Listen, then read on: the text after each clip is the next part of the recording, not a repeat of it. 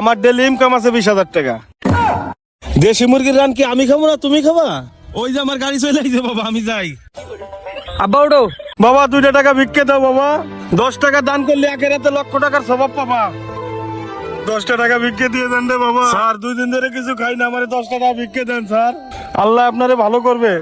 এই নেন চাচা। আল্লাহ আপনার ভালো করুক বাবা। চাচা আমার জন্য দোয়া করবেন, আমি চাকরি ইন্টারভিউ দেওয়ার জন্য যাচ্ছি, যাতে আমার চাকরিটা হয়। আল্লাহর কাছে দুহাত ধরে দোয়া করি বাবা, তোমার চাকরিটা যেন হয়ে যায় বাবা। ঠিক আছে চাচা। ঠিক আছে বাবা, 2 টাকা ভিক্ষে দাও গো বাবা, 2 টাকা ভিক্ষে দাও, 10 টাকা দাও। আসসালামু আলাইকুম স্যার। ওয়ালাইকুম সালাম। বসেন বসেন, দেখি আপনার ফাইলটা। জি স্যার এনেন। কাগজপত্র তো সব ঠিকই আছে। শুনেন, আমার এই প্রতিষ্ঠানে জব করতে হলে কাগজপত্র মুখ্য বিষয় না। আচ্ছা, আপনি কি ফেসবুক ইউটিউব দেখেন? জি স্যার।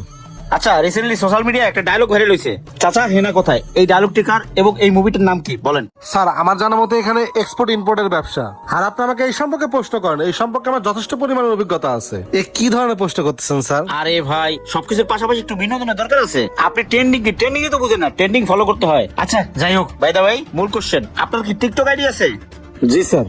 আচ্ছা, আপনার ফলোয়ার কত? স্যার আমি তো ওইভাবে চালাই না, 1000 খানিক হবে আর কি। 1000 ফলোয়ার নিয়েছেন চাকরি দিতে? শোনেন, আমার এই প্রতিষ্ঠানে জব করতে হলে টিকটকে সর্বনিম্ন 50,000 ফলোয়ার লাগবে। জান, আপনার চাকরি হবে না, জান।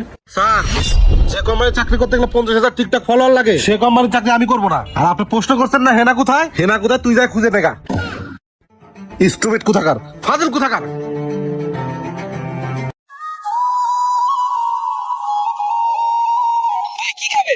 ভাই তরকারি কি আছে ভাই? গরু মাংস, মুরগি মাংস, রুই মাছ, কাতলা মাছ, শিং মাছ। কি খাবেন ভাই? ভাই ভাজি টাজি কিছু নাই? আছে। আমার 1 প্লেট ভাজিতে ভাত দেন। আচ্ছা দিতাছি। এই নেন আপনার ভাত আর বাজি, আর কিছু লাগলে বললেন। ঠিক আছে ভাই।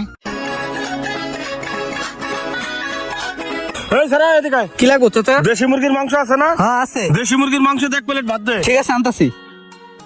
এটা ওই ফকিরটা না, দেশি মুরগিতে ভাত খাইতেছে। বাবা আর আমি সহে দেই না। চাচা এই লন আপনার দেশি মুরগি আর ভাত, আর কিছু লাগলে বললেন। শোন, আর আমারে নরমাল পানি দিবি না, 1 বোতল মিনারেল ওয়াটার দে। আচ্ছা ঠিক আছে।